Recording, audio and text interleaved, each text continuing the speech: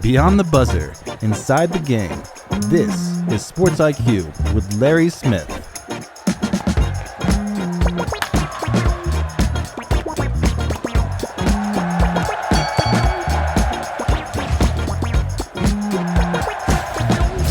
Welcome here, Tuesday's edition of the Sports IQ. Glad you're here with us, Larry Smith.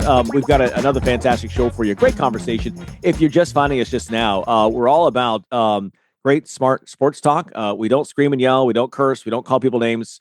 You don't have to turn us down because your kid's in the car or grandma or grandpa. It's okay. We do believe we have some great guests, good knowledge to pass along, and we think we are going to deliver again yet today with not one, not two, but three guests for your listening pleasure. Just a couple of minutes, we're going to join Stefan Krajisnik joins us. He's with Cleveland.com covering the Ohio State Buckeyes as the number one team in the country, defending champs.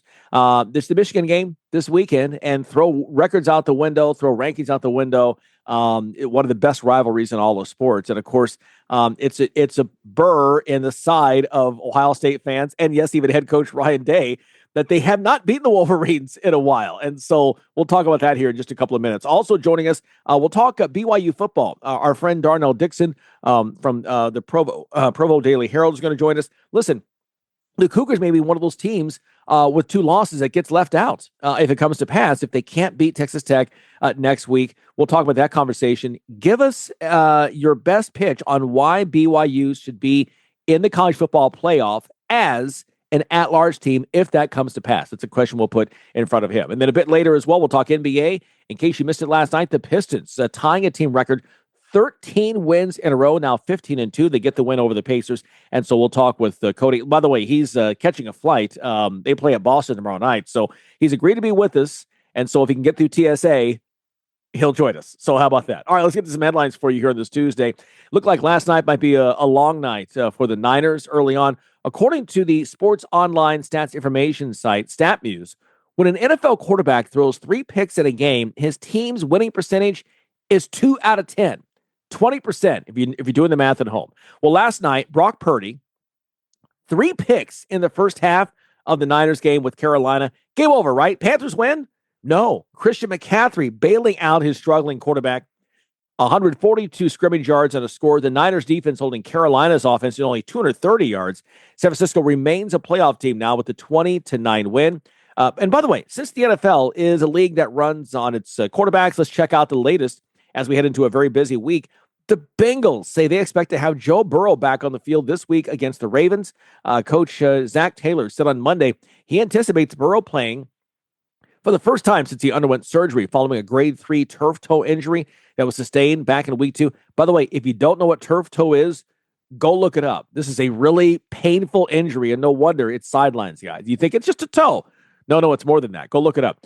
Burrow returned to practice 2 weeks ago in a limited capacity and was a full practice participant during the Bengals' first 2 practices last week.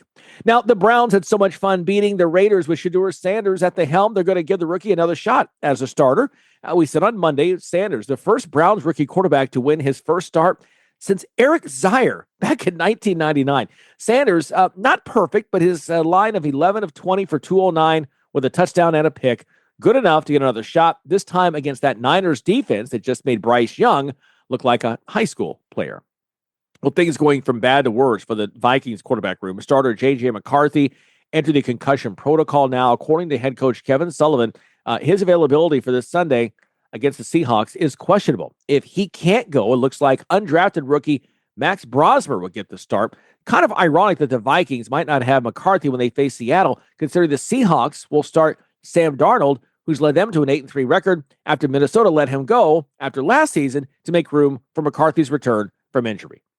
You catch all that? Okay, there you go. A lot of quarterback stuff. Hey, college basketball. It is that week, tournament week. So many great games going on. The Maui Invitational tipping off on Monday. Seton Hall pulling off the first upset, taking down 23rd ranked NC State, 85-74. AJ Staten McCray with 22 points as the Pirates improve to 6-0 on the season. Texas, Washington State, and USC also coming up winners in Hawaii last night.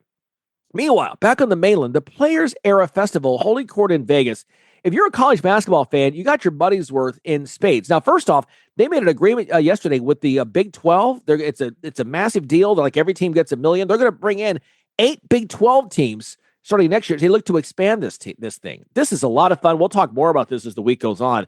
The key game in session 1 had undefeated Houston, number 2 in the country, taking on unbeaten Syracuse.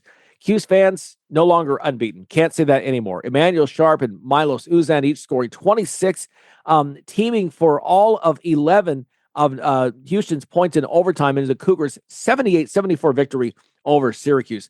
Flory Badunga, meanwhile, had 18 points, 9 rebounds, 5 assists, 5 blocks.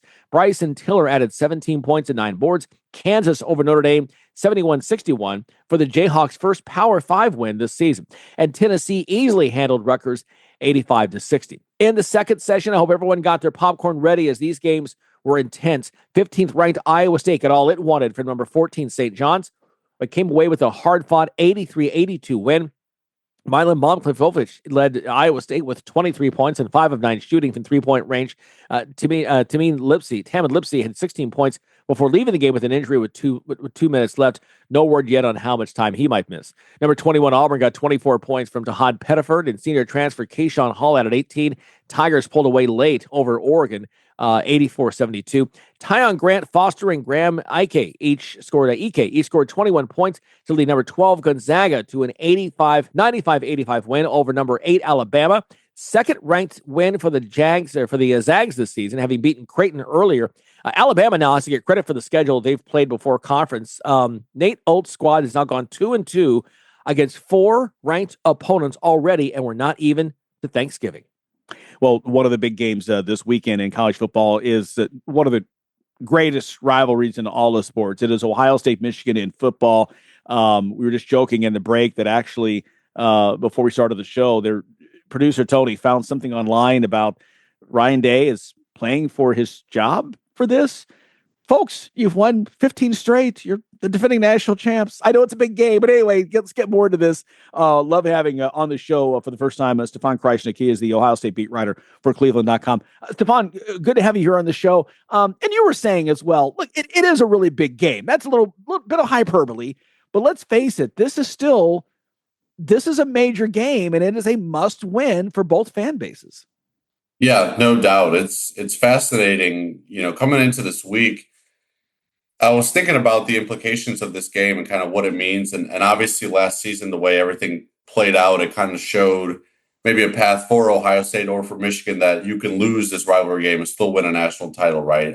It's hard to still win the Big Ten, but you can still win a national title if you lose this game. And yet here we are a year later, and it feels like another must-win scenario for Ryan Day and kind of get that monkey off your back, I guess, for lack of a better term, with this rivalry, right? It's such a defining part about legacies. We wrote about that for Cleveland.com on Monday morning of just, Ryan Day has changed kind of how they're doing this week as opposed to the way they normally done Michigan week, because they understand, the magnitude of ending this losing streak and just, if nothing else, just have people stop talking about it, right? Because you won a national championship last year, and everyone would say they won a national title, but they lost to Michigan. They won a national title, but they lost to Michigan. And college football is a sport that's built off of bragging rights, right? And puffing your chest out. And the team you want to puff your chest out the most at and say, look, we won a national title, they beat you that year, right? That fan base has that bragging right still in their corners. So it's very much an important game for Day. And I think he knows, even at 11-0, they can lose this game and still make the playoff and still win a national championship. And Ohio State has never gone back-to-back. So, Ryan Day could literally do something that's never been done before at Ohio State that Woody Hayes and Urban Meyer and Jim Tressel, those guys never did. And yet it feels like you better be Michigan for it to truly matter, right? Because of how important this rivalry game is, though. But it is important on the other side, too. I will say, with Sherrone Moore, I think there's a little bit of pressure on him where you inherited a program that was in a really good spot with what Jim Harbaugh had done there. And let's be quite honest here. They got away with the Connor Stallion stuff with, kind of a slap on the wrist. Could have been a lot worse situation for him to inherit. That's a national championship winning program when Jim Harbaugh leaves. If they lose this game, they are not in the playoff for a second straight year, right? In 12-team playoff. And on top of that, you've now lost to Ohio State, right? That's the one thing that Sherrone had in his corner, where last year was not a particularly great year, but you beat Ohio State.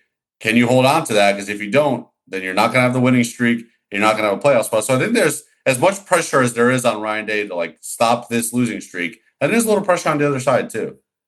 What is it about this streak? I mean, for years, or as we recall, it was not long ago that Jim Harbaugh was in the hot seat because he had never beaten Ohio State, right? Yep. He finally breaks through, and now the tables have turned where now it's Ohio State that can't shake the monkey. What is it about this rivalry with different coaches, right? I mean, Harbaugh's no longer there. What changed all of a sudden that the Wolverines had the momentum in this series? Well, Ohio State fans will want me to say this. What changed is Connor Stallions. But if we're talking X's and O's, I think coming out of COVID, Michigan finally started to get rosters that could, compete on the field with Ohio State's rosters. I think there was a definitely a discrepancy in talent for, some of those Rich Rod years and things of that nature. So, when you kind of go through this 4-game losing streak, it was like 2021 was a shock because it was a foregone conclusion. Every year, Ohio State beats Michigan. There's nothing to think about there. And Michigan pulls it off, right? And then 22 and 23, those are really good Michigan teams, right? Michigan, 23, they won a national title. 2022, they made the college football playoff. They were undefeated. And that's kind of where maybe the Stallion stuff plays into it the most, right? 22 and 23, but those were good Michigan teams. And in 2024 was the first time where we saw Ohio State is the far superior team in terms of talent, but there is a mental aspect to this game that is really, really hard to ignore, right? There's an element of preparation and game planning. And, it felt like Ryan Day was trying to win a certain way to send a certain message, whether it be to, Harbaugh, who, he was gone, obviously, but, Harbaugh had questioned Ohio State's toughness, and he was the one who had said the born on third base thing and all of that. And it was almost like he was trying to prove a point. And now you're like, oh, wow, this is mentally like something that's impacting the coaching staff. And I think that's something that they're trying to kind of get past this year. And I think Ohio State fans are hoping that the run that they made in the playoff last year and kind of the big players only meeting with players with Ryan Day meeting that they had after the Michigan loss last year, that maybe that was a turning point for the coach, right? Maybe that's something that, players kind of looked him in the eyes and said, hey, stop getting in our way. Like, let us, we can beat Michigan. Like, let us be the team that beats Michigan. Don't get in our way. Ohio State fans are hoping that mental hurdle is kind of passed. And maybe this year is finally the year where there's that bit of a breakthrough and Ryan Day can kind of start to build some momentum in this rivalry. Because it has been a very cyclical rivalry. Like, I think Ross Bjork, Ohio State's AD, had pointed out recently on a panel that he was talking about that when this rivalry started in like the 1800s, I think Michigan had won like the first 19. And then we saw a stretch in the 90s where Michigan won a lot of them. And then with Tressel and Meyer, it was Ohio State winning a lot of them. And now it's Michigan winning 4 in a row. So it has kind of been a weird rivalry where it's never kind of been a back and forth type deal, which is kind of fascinating. That's interesting that it does go in and it's cyclical. Didn't realize that history to it in terms of having consecutive wins. Ohio State 15 straight wins. Was a turning point that conversation? Is that when things changed and this team hasn't lost since? Is that a fair timeline? Yeah, it feels like there's been kind of a different look in the eye, for lack of a better term, there with Ryan Day and kind of the way he's approached it. There's just, and I think what happened in the playoff too is that Ohio State kind of found a way to operate that they really liked, right? Whether it was logistically in terms of schedule, whether it was specifically in terms of how they practice, all that kind of stuff. Like they played at Washington in September earlier this year. And, normally teams, when they play on the road, they travel on Friday. They get to, Seattle or wherever they're going on Friday. And Ohio State last year, when they played against Oregon, they left on Friday, got to Eugene, played the game on Saturday and left. They lost that game. They liked kind of in the playoff, like when they went to the Rose Bowl, getting there a little bit earlier. So this year they fly to Washington on Thursday and they have all of Friday to kind of just be there, settle in, and they win that game, right? So the routine that they had, they really liked. And that's kind of what they're trying to apply to the Michigan game. Michigan week has always been a spectacle in Columbus, right? They have one day where they practice and then the band comes in after practice and the starting quarterback conducts the band and, guys dot the I and all that kind of stuff. They would have senior tackle where after the last practice, they would have families come in and the seniors would hit, the blocking sled, as kind of a ceremonial kind of last time hitting the blocking sled. Even, I know this might not matter to the fan, but it matters to us. The media schedule would be different, right? They would do, Monday they would have, normally what they do is Tuesday press conference with Ryan Day, And then Wednesdays, they do a quick press conference with Ryan Day and then players talk after practice. During Michigan week, it's typically been everything's on Monday, shut the building down, nobody comes in, it's shutdown mode. And this week, they're doing it. Tuesday press conference, Wednesday press conference. The fact that they're going to let us into the building as Ohio State's done practicing on Wednesday, preparing for Michigan, is kind of unheard of. So they're trying to stick to their routine. And I think that playoff was a big part of it. They saw kind of the way they operated, the way they went about things as something they really like. And they're trying to carry that over this year. And it's been working to this point. And I think everyone's saying, great idea. I like that you're sticking to your routine. It's a good idea if you win. It's a bad idea if you lose. Exactly. And so we'll hold off on that kind of determination, right? Yeah. So after Saturday, you're exactly right.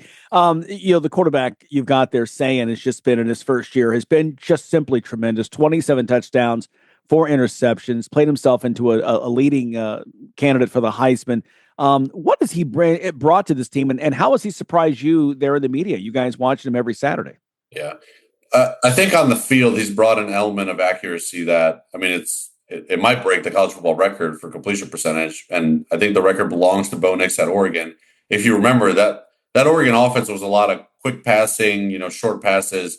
Julian Sands got a great completion percentage, and he's hitting shots down the field. Obviously, Jeremiah Smith and Carnell Tate, when they're healthy, that helps out with that. But there was a point, it was after the Penn State game, I think on November 1st, where his completion percentage on balls 20 plus yards in the air down the field was like 74%. So if you just took his completion percentage on those passes, it would still be the best completion percentage in the country. Like if he only threw 20 yards down the field, he would still have the best completion percentage in the country. So it's crazy what he's done in terms of an accuracy standpoint.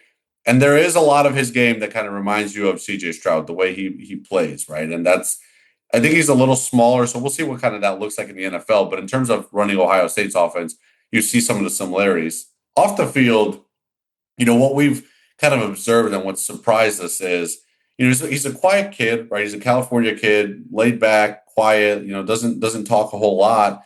Whereas last year, Will Howard was very much like a rah-rah, veteran leader type guy. How are you going to replace that?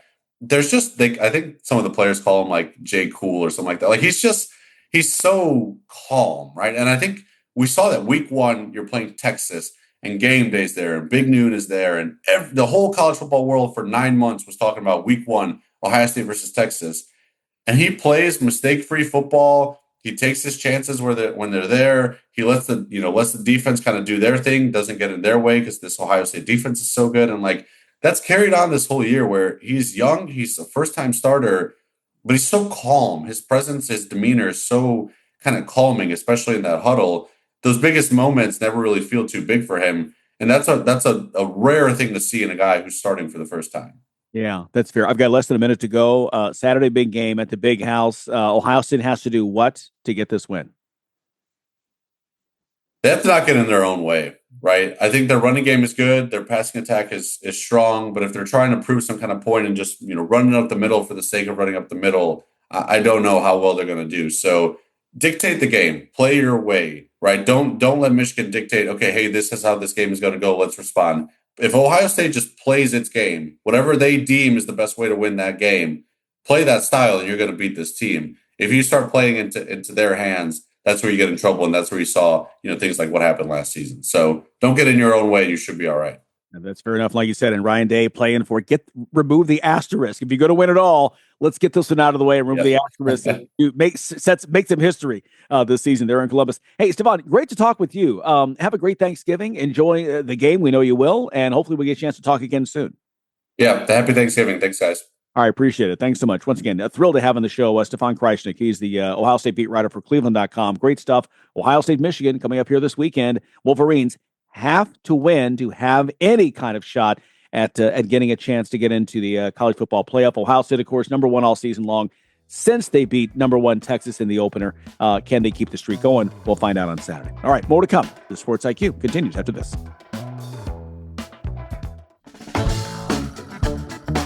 You're listening to Sports IQ with Larry Smith. Well, a lot of good big storylines here this weekend, obviously, depending on who does what and what have you. One of the compelling arguments for the college football playoff, and there's going to be a lot of it. We talked a couple weeks ago about, at the time, there were only 23 teams from Power Four conferences and Notre Dame that had a legitimate shot. Like if your team has 3 losses, like forget about it. Stop dreaming. There's a chance.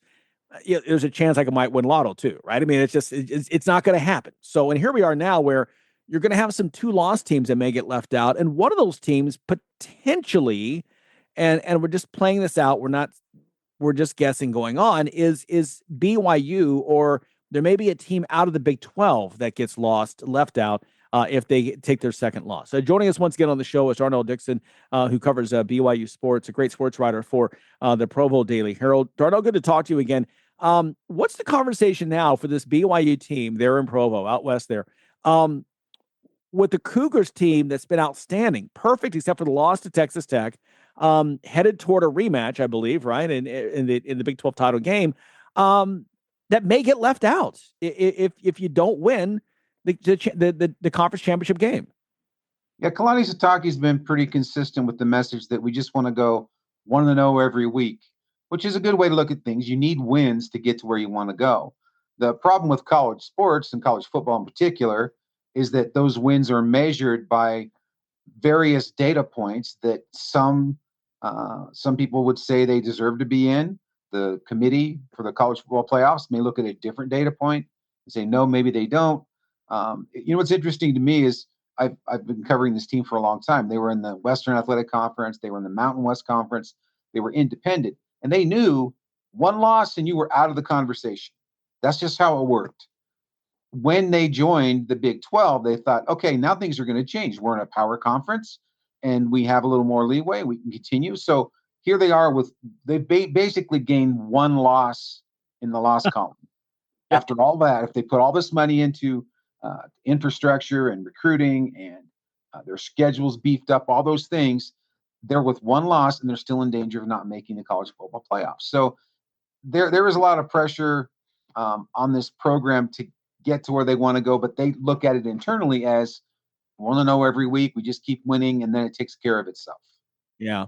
Well, and I guess that would be the case. It's a winnable game this week at home against Central Florida. And then again, the rematch, we believe, if everything goes the way it should, with Texas Tech in the Big 12 title game. If you win that game, then you're in, right? I mean, it's, no questions asked. But it just seems to me that, as we talk about these 2-loss teams, and I get there's only 12 spots, it's the new world of college football with the massive conferences. You're not going to play every team every year. So, I mean, that's across the board. It just feels like if BYU, if they go 11-2, and if the only 2 losses are to the conference champ in Texas Tech, considering that you've beaten every other team, including a ranked Utah team, a team in Cincinnati that was ranked during the season as well. It just seems like that would be the one. There's always one team we say that really isn't fair. BYU potentially could be that team. When we looked at the schedule this year for BYU, there was a 5 or 6 game stretch that they've just completed that we thought would be very difficult. And as it turns out, those 6 games are all against teams that are qualified for bowl appearances. They're bowl eligible. 4 of those 6 games were on the road, and BYU went 5-1 in those games with the loss to Texas Tech in Lubbock. So that might be the most difficult stretch of games BYU's ever played in their history, those 6 games. So I think they've proven that they're a worthy team. The problem is, who do they jump over? Even if there are 3 teams ahead of them with 2 losses, if they're from the SEC or the Big Ten or they're Notre Dame, you can't imagine BYU jumping those teams. So I could definitely see a scenario where BYU goes to the Big 12 championship game, plays a good game against Texas Tech, ends up 11-2, and does not make the college football playoffs. And that doesn't seem fair, but what are you going to do? That's the system. That's the way it works. BYU knows they have to beat UCF, and then they know they got to beat Texas Tech. That first game with Texas Tech in Lubbock, the offense was really bad. Or you could say Texas Tech's defense is really good, because they are. That's a terrific defense, top 5 defense in most categories. BYU defensively did pretty well against Texas Tech, held them to 5 field goals. So that game easily could have been 49-7 instead of 29-7. So defensively, I think BYU can compete with any team out there. The offense didn't, kind of took a break that game, and hopefully if they play Texas Tech, they'll be able to make a better showing. But yeah, it puts BYU in a position where, like I said, one loss used to mean you're out of it, and now it still kind of almost means you're out of it because of the way the system is set up, and whether or not the CFP committee decides to penalize BYU for losing in the conference championship game to a team that's probably going to be a 5 seed, maybe, or 4 seed in the college football playoffs. I don't know. Yeah, that's tough. And it's one of those where, again, the name brand of a Notre Dame gets in. I mean, Notre Dame going through, they have the one ranked win, started, 0-2 against ranked teams, but they're Notre Dame, right? I mean, I guess that there are some points there. They had the style points in the blowout over Syracuse. There are going to be teams, and I think, BYU is one we talked earlier this week that if Michigan beats Ohio State, it's a 2-loss Michigan team. With the beat number one, how do you leave them out? There's always going to be that conversation. There's always going to be that team that's deserving left out. That's just, no matter if it's 4 teams, 12, 14, 16, it's going to happen. Do you think that because we have these unbalanced schedules and the way you're playing really like a fresh conference slate almost every year, it seems like, will this be any impetus to get to a 14 or 16? We just saw where they're going to extend the deadline past, Monday's the deadline, right? To decide if we're going to expand or stay at 12. We just saw where they're going to delay that, to give them a little more time to think about it. I really wonder if it's going to be a situation where it comes down to where maybe this is part of the conversation. They say, yeah, we do want to expand it again to include some of these other teams. To expand means, I think, that the teams or the programs or the conferences in power, we're talking about the Big Ten and the SEC, they have to concede a little bit of power there, a little bit of control, because the more teams you put in, the more chances there are that other teams will come in and upset teams from your conference. And they haven't been willing to do that.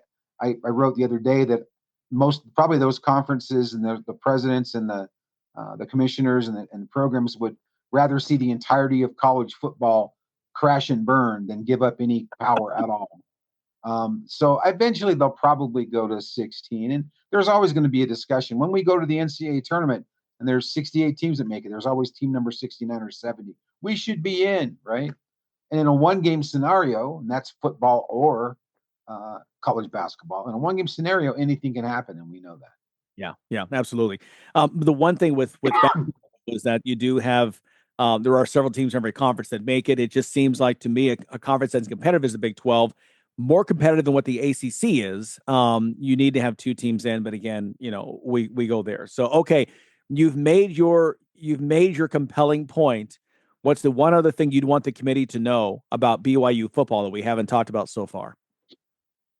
It's a program that's run the right way, and that might sound a little self-righteous. I don't know, but this program, Kalani Sitake is a good dude who does not run up the score on other teams, and that's to the chagrin of a lot of BYU fans. They would like to see some of those late touchdowns to make the score look better. And you all know that there are some nuances to games. Like I just mentioned, BYU forced 5 field goals against Texas Tech. And when the committee was asked about that game, they said, well, you were dominated on both sides of the ball. Well, if you watch the game, not really. I mean, obviously, Texas Tech's defense was dominant, but BYU's defense played really well in that game. So there are nuances to games that sometimes get lost. The fact that BYU was up 3 touchdowns on West Virginia and then put in their subs and kind of backed off offensively, and West Virginia scored a couple of times to make it look closer than it was. The Utah game, BYU was up 10 in the fourth quarter, and Utah scored a cosmetic touchdown in the last few seconds. So those kind of things kind of get lost in the shuffle when you're talking about style points. And Kalani Sitake will not do the style point thing. Whenever he's asked, he just says, all I want to do is win football games. That's all I'm trying to do. That's all I want to do. And that's the right approach, because you got to win to get to where you want to go. And again, like I said, BYU knows you keep winning, you're going to take it out of the hands of a committee and just be there. And that's their goal. Yeah. Fair enough. I want to get to basketball quickly before I let you go. As we've talked, last time we talked, we mentioned that both BYU football and basketball in the top 10, almost that right now, right? I think BYU basketball did have the one loss on the neutral court in Boston to UConn. Blowout win, like you said, we talked beforehand at the Delta Center last Friday against then 23rd ranked Wisconsin. Really a very, very winnable, very manageable schedule the rest of the way before you get to Big 12 play. What do we know now about this Cougars basketball team that we didn't know maybe a month ago? Well, what was interesting in the Wisconsin game is that AJ DeBonza, BYU's hotshot freshman, picked up his third and fourth fouls a couple of minutes into the second half. And at the time, BYU was up, I think, 11 or 12 points. But anybody who watched BYU play Wisconsin in the NCAA tournament last year knows that the Cougars led by double digits in the second half. Wisconsin came back and almost got them. So there was a little bit of anxiety, not just from the weird color of the court at the Delta Center, but BYU fans were looking at that going, oh boy, we might have to hold them off at the end. Instead, BYU expanded the lead. When AJ came back in, he sat out about 10 minutes of game time. When he came back in, BYU was up 20. So there were some players who, coming off the bench, who are getting a run now, a little bit more time than they've had previously, and they have to develop those guys. And they played well. And Richie Saunders, of course, was terrific. He had 15 of his 26 in the second half. This was surprising to me that this was such a blowout, because certainly, John Tanji had 37 points last year in that NCAA tournament game for Wisconsin, and he's with the Utah Jazz now. But there's some good talent on that Wisconsin team. They were a Big Ten team that has great size and great shooting, and BYU blew them out of the game. So that was impressive. And like you said, their schedule, they have Clemson coming up. It might be a pretty difficult game. They have a couple other neutral site games coming up as well. But I think they're in pretty good position. And every time we talk to Kevin Young about what he's learned about his team, he says, hey, I'm still learning about what we want to do. And that's kind of what happened last year. Is the Cougars had a pretty decent preseason, started slowly in the Big Ten. Once they got things going, they won like 9 in a row. And that's kind of what we're expecting from this team as they head into the winter and play some tournaments and things like that. And as they head into Big 12 play, that they will continue to improve. That's kind of been what we saw last year, and what many people expect this year from Kevin Young's club. Yeah, the Big 12 has always been so exciting. Great basketball. Kansas, obviously, year in, year out. Iowa State coming through, but now adding BYU, Houston, Arizona. Those three teams now in the top 10. Kansas right now. There's so much talent right now in the Big 12. Kansas may really struggle to even just get a first round bye in the conference tournament. We'll see what happens. Listen, Darnell, always good to talk with you as always. Good luck this weekend. We look forward to seeing what football brings here in the next couple of weeks, and then what basketball does here this winter. Well, even if it does snow on Saturday, I'm in the press box, so I'll be fine. Thanks. There you go. Excellent. Just be safe. Don't slip and slide getting up to the press box. Right. Darnell, thanks so much again. Happy Thanksgiving to you, by the way. You Darnell, as well. Thank you, sir. Joining us once again from the Provo Daily Herald, talking about BYU again this weekend, taking on Central Florida, and then Big 12 championship game, must-win game probably against Texas Tech. More Sports IQ coming up. You're locked in to Sports IQ with Larry Smith. The NBA, we talk a lot about the Thunder, obviously off to the incredible start, 85 wins in 100 games over the last, season plus. They deserve the love, but there's a team in the East right now that, we talked about in terms of who could be there in the East. Could Cleveland do it again? Obviously Boston, Indiana injuries. Could Atlanta be the team? Chicago to start, but Detroit has been a team coming on. Now I miss my man at the Palace, Phillips, may he rest in peace. But Cody M. Davis is with us right now, Pistons beat writer with the Detroit News. Cody, welcome to Sports IQ. Listen, talk about this Pistons resurgence and this great start to the season. Man, first and foremost, thank you so much for having me, man. And, this Pistons resurgence, it started last year, when you brought in, guys like Trajan Langdon, the president of basketball operations. You brought in Coach J.B. Bickerstaff, who, over the last, 8 to 9 years, looking at a situation where he had an opportunity to establish himself as a coach. And the one thing that both of those guys did, they finally had an opportunity to lay a foundation for success for this organization, because you guys know, ever since, the going to work era, the Pistons have been basically at the bottom of the league. When they got Blake Griffin, what was that, back in 2018, 2019, they tried to make things work, but they got Blake Griffin, let's say 2 years too late at that point, and that era didn't go well. So they decided to hit the reset. And even before I got on the beat with the Pistons, and I used to watch them from afar because I was in Houston covering the Rockets as well, and they was going through their rebuild. And you guys know when you're going through rebuilds, you got to keep an eye on other teams, to see who's going to get that first pick, especially during that Victor Wembanyama sweepstakes year. But the one thing I used to always say is that the fact that this team has the talent. They have Cade Cunningham, Jaden Ivey, Jalen Duren, Asar Thompson, Isaiah Stewart. They literally had a strong core, but the only thing they need was guidance and leadership to help build the foundation for success. And that's basically what Trajan Langdon and JB Bickerstaff have been able to do. Last year, we saw them embark on arguably, if not the best one-year turnaround in franchise history, in league history, excuse me. And then you're looking at a situation where, they lost some of the key guys like Malik Beasley, Tim Hardaway, Dennis Schroeder. So it was like, okay, how are they going to have an opportunity to build off of success? Because the only thing they did this offseason was bring in guys like Karis LeVert and Duncan Robinson. So we expected the Pistons to be, let's say at best, just as good as they were last year. You're looking at a record of like 44 and like 38, somewhere along that ballpark. But 17 games into the season, all they did was go 15-2 while embarking on a 13-game win streak. And the one thing that I noticed even more so last night with the victory against the Pacers is the fact that this team isn't getting complacent. This team is still hungry. This team has their eyes set on something bigger. And that's more than just, gaining respect in the league. That's more than just, winning 13 games in a row. That's more than just, seeing K be all NBA. They have their eyes set on a bigger prize, and that prize could definitely come in June according to their standards.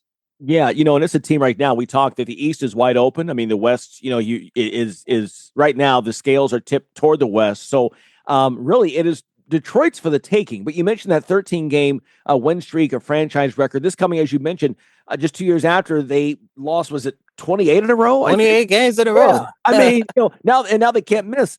I thought that Monty Williams might be that guy. As the coach coming in, a big fan of his going back to his playing days in college at Notre Dame and his whole career. He's a solid a person, a man as there is. But I'm thrilled for the fact that Trajan comes in, that JB comes in, and they get a chance now. What do you think? You mentioned again in terms of leadership. What's the catalyst? What are they doing that others have not been able to do with this franchise? I think, well, first and foremost, you got to take a look at the fact that I think it's still confidence in them, because you go back and you take a look at someone like a Jaden Ivey. I was a real big fan of him. He was coming out of Purdue a few years ago. Mm-hmm. And, when he first got here, you're looking at a situation where, they was finishing off with, the with what's the coach name that they had before Monty Williams? I'm drawing a blank right now. Dwayne Casey. Dwayne Casey was finishing up his tenure, and then it was like, okay, you bring in a head coach like Monty Williams, and I'm not going to say Monty Williams didn't know what to do with Jaden Ivey, but I think the fact that, when he started the season putting Jaden Ivey on the bench, that kind of like diminished his confidence in a sense. And that's part of the reason why he, went through like that rough season during his second year. But with JB Bickerstaff, when he came in, one of the first changes that he did was to make sure that he insert Jaden Ivey back into the starting lineup. And he encouraged Jaden Ivey to go out there and play his game. Don't go out there and try to, be, a secondary point guard next to Cade. No, go out there and be the guy that everyone loved at Purdue. And that's exactly what Jaden Ivey had an opportunity to do before he went down with that unfortunate leg injury that he sustained in January. It is not just the confidence. I think more so, the stability that both Trajan Langdon and JB Bickerstaff has provided to this organization is why we have finally seen the Pistons and all of their young guys take the jump. Look, everyone knew coming out of college what Cade Cunningham was going to be. However, you're looking at a situation where you look at someone like Jalen Duren, who he needed that stability. As a matter of fact, I asked him and Jaden Ivey both this question during media day. Like, this is the first time in your career. You've been in the league for 4 years, but this is the first time in your career that you're coming into the same exact situation, the same exact front office, the same exact head coach, and you're not trying to find your way into a new system. You're literally just falling back into where you were last year, and not only that, building off success that you started to build last year.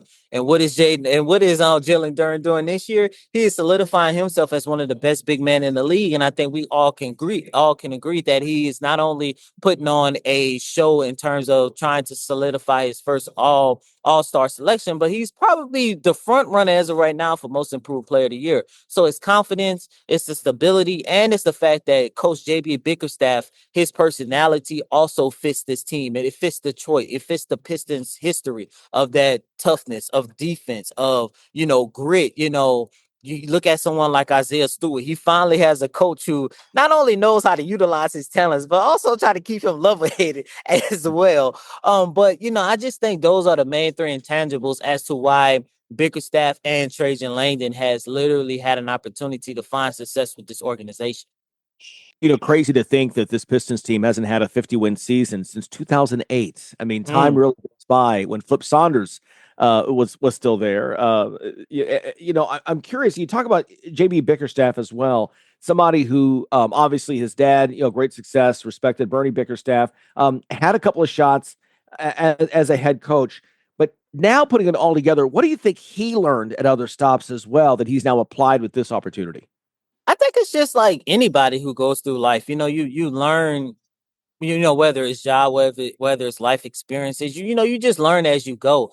I've always kept my eye on Coach JB Bickerstaff because I'm from Houston, and I remember back in the 2015-16 season when Kevin McHale had got fired from the Rockets. He stepped in as the interim, and he kind of like saved that season, got them back to the playoffs, and they actually wanted to hire him, but I guess between the drama of the Rockets and the James Harden / the white beef that was going on right now, he kind of like said, no, he was done with the organization. But, you more so take a look at what he was able to learn during his time in Memphis and, of course, in Cleveland. You take a look at Memphis. It was a similar situation to the Rockets, but he learned how to build a foundation of how to take a rebuilding team and kind of get them, back to being a respectable franchise. So then he goes to Cleveland, and it's kind of the same situation. He'd be there for 5 years, and the only thing he did was basically take them to one of their best eras and their best years since LeBron James has left. So, you just take a look at that. And of course, there was something going on that we all know, in that last year of his time in Cleveland. And you take a look at the fact that, his departure was shocking. I know when he first got here in Detroit, anytime somebody mentioned anything with Cleveland, you could tell, it bothered him, the way, they kind of let him go. But, I just think with Coach JB Bickerstaff, the fact that he literally has found a way to learn at every single stop he has been, and he is utilizing it. And I just think all of the lessons that he has learned from Houston to Memphis to Cleveland is part of the reason why we've seen him. If we look, I know it's still early, 17 games in, he's probably the front runner of coach of the year honors as well. No question. I think that, we're looking for this next wave of young coaches. And obviously, Daigneault's got his title with Oklahoma City. Steve Kerr, I still think is young because he's a few years older than me, but he's, somebody, there's that talk that maybe he, does he walk away once this group, Steph Curry retires, does he also walk away? And so there's this void right now of new coaches. I do want to correct one thing, by the way, I said new record, the 13-game win streak ties a team record. Still impressive at the same time. You mentioned two Bickerstaff, back-to-back winning seasons in Cleveland, 15-2 right now. What does this team, we're roughly a quarter of the way through the season. What does this team still have to improve on and I've got about a minute left here to get to those goals in May and in June?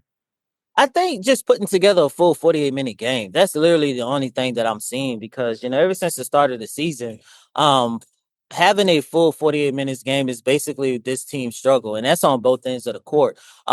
First and foremost, you go back and you take a look, perfect example, the game that they just won in Indianapolis Monday night. You look at that situation where they was up by 19 points. They literally put together that one of, if not their best first half performance throughout the whole entire season. I think they ended the first half with like 71 points, their most at this point of the year. And in the second half, they kind of just took their foot off the gas. And next thing you know, it's 48 seconds left in the game, and they're only up by 2 points. And it takes another late game heroic situation for Cade Cunningham for them to avoid a massive upset. And it's funny because early on in the season, those first 5 to 6 games, it was the opposite. They would come out slow, find themselves in a 19-point hole. Then in the second half, they'll turn it up, and then they get an opportunity to get the victory. So, it's part of the reason why, Bickerstaff, Kate Cunningham, and a couple other players was kind of, irritated last night leaving the game, because they know in order for them to be, respected as championship contenders, in order for them to add another Larry O'Brien trophy, to this franchise's history, they know that they have to put together a full 48 minutes in order to be a part of the conversation with the Nuggets, with the Thunders, heck, as of right now with the New York Knicks, so that's basically the number one issue for them, is playing a full 48-minute game. Well, I know you're busy about to catch a flight, so we appreciate you squeezing us into your off to Boston next tomorrow night, and then back home Orlando Friday. Cody and Davis, thanks so much for your time, man. Safe travels.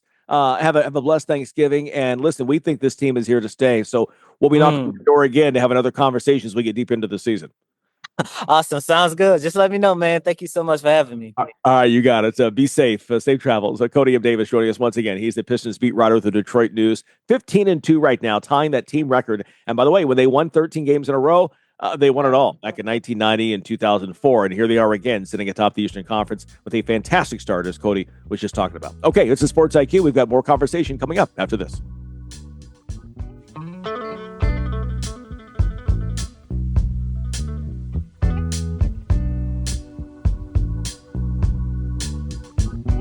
Welcome back here. Producer Tony has his microphone on right now, as we always. Tuesdays is a day we kind of wrap up the NFL. Boy, really short week, obviously, with Thanksgiving and all the games coming up here, before Sunday.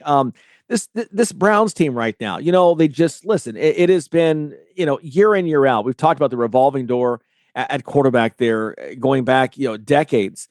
They've got a defense, and like you were saying even before the show, you put it out. If they could just find an offense, this team could be dangerous. Yeah, that defense is stellar. Look, Myles Garrett is playing off the planet. He is by far and away the best defensive player right now in the NFL. Hands down, print the award, give it to him tomorrow. They had 10 sacks against the Raiders this past Sunday. Garrett has numerous games with multiple sacks. He is probably going to shatter the single season sack record this year, which is great for him. If they could find an offense, you don't even have to be great. Just be functional. And this team is easily a playoff team. If you're a Browns fan, hang your hat on that defense and hope, now that we realize Dylan Gabriel's hurt, whether he comes back or not doesn't matter. You've seen 5 or 6 games from Dylan Gabriel. Give Shedeur Sanders the next 5 or 6 games. Just let him play. See what happens. Make a decision between the two. And if you don't think that they're ready, keep one as a backup, get rid of the other, and go out. You've got 2 picks in the first round this year. Find somebody to be that franchise quarterback. That is the hindrance that the Browns have not been able to solve. They find that franchise quarterback. Do it now before Myles Garrett gets too old. Yeah, that's a great point. And you're right. Yeah, give Shedeur some time and see what happens. Listen, the kid's got confidence. He made the one mistake, but like you said, you just need an offense that doesn't kill you. And that's what he did against the Raiders. Was he was out there, he was effective enough, and they got to win. It's that simple. Yeah, exactly. And that, like I said, that's all you really need out of your Cleveland offense. Find a running game, be manageable in the pass game, and leave it on that defense right now. They are playing as good as any defense in the league. I don't care what the stats say. I take that Browns defense anywhere, anytime, any day. Yeah. The other thing, too, looking at some teams we wrote off earlier, maybe we were premature at that, Chiefs, Ravens, and Cowboys, all still very much alive in the chase. Yeah, look, the Cowboys getting back to 500, rejuvenated defense. They're starting to play a little better. That's a dangerous team if they can make the playoffs. They got a long way to go. They're only sitting at 500 right now, so they're outside looking in on the rest of the playoff picture, and they need some help because there's teams in the Central, teams out West, both with way more wins than the Cowboys have right now. But this is going to be a key game with the Chiefs coming up, this Thursday in 2 days. That's a key stretch for the Cowboys to get it done. Ravens, look, their injury problems are in the past. We've said NFL is a marathon, not a sprint. They got hurt early. They're getting healthy now. I expect them to take over that division and walk away with it and just take it from here. That's going to be a dangerous team come playoff time. Yeah, I was just going to say the same thing. A very dangerous team come January. Meanwhile, in the NFC South, there's always one division, right? That just you go, ooh, and the NFC South is that division this year. Yeah, I mean, look, the Bucs have been injured. They are getting banged up more and more each week. You've lost Mike Evans for the season. He was kind of the heart of that offense next to Baker Mayfield. They're struggling right now. They've dropped 3 in a row. They've got to find a way to get better in a hurry.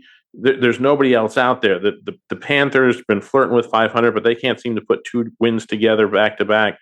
Yeah, the Falcons won this past weekend. Somebody wrote on a message board, hey, if Atlanta wins the next 6 games in a row and finishes with a 7-game winning streak, they'll make the playoffs. And I was like, yeah, sure. And if an atheist got elected pope, we'd all, fall out. That's not going to happen. Exactly. All right. Great thoughts on the NFL as we wrap up this week. Our moment of awe is up next. If I was your mother and you had a drug problem, I'd grab you by the ear and make you call and get help. You can be in treatment tomorrow and start to get clean in 7 days. Follow Mom's advice and call the Detox and Treatment Helpline now. Write this number down. 877-927-3380. 877-927-3380. That's 877-927-3380.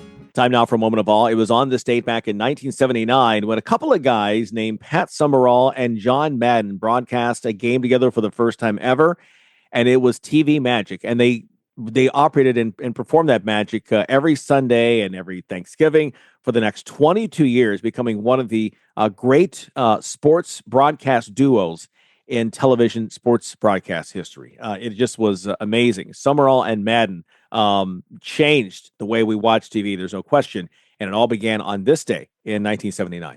Thanks to our guests for stopping by. I appreciate you as well. Hey, if you're traveling today, please be safe. Take us with you. You can find us wherever you find your podcast. And by the way, if you missed an episode, you can find those too. Spotify, Apple, wherever. We are there. It's the Sports IQ. I'm Larry Smith. Make it a great Tuesday. We'll talk to you tomorrow. Thanks for listening to Sports IQ with Larry Smith, Monday through Friday. Continue the conversation at Sports IQ LS. We'll see you next time.